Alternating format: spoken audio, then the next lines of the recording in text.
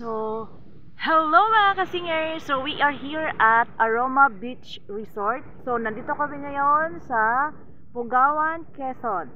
So, nandito kami sa may tinatawag nilang Aroma Beach Resort, guys. Sobrang ganda ng dagat. Ang sarap maligo. So, before kami bumuwi ng Maynila, dapat makaligo ng dagat. So, ito, maliligo muna kami ng dagat bago kami bumalik sa Maynila. So, guys, papakita ko sa inyo ang Pugawan, Quezon. So, ito ay tinatawag nilang beach, tinatawag nilang Aroma Beach Resort, guys. So tara, iikot ko kayo.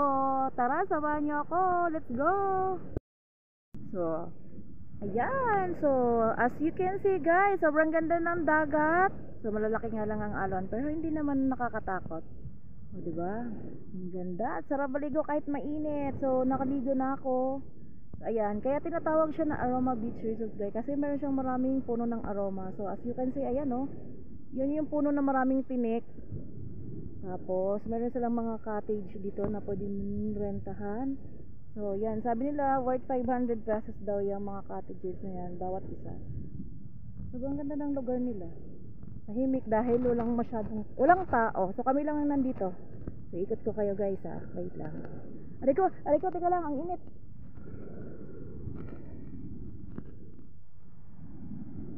Diba? Ang ganda, no? Oh, sobrang haba ng ano nila, dalampasigan, haba ng ano. Tara, ikutin natin yung ano. Ito yung magaganda nilang mga bahay kubo. So, pag nag-rent daw po kayo dyan is only 500 pesos per ano kubo. So, ang ganda ng place nila, diba, guys?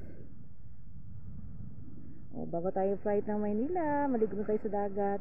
So, shout out sa aking hubby.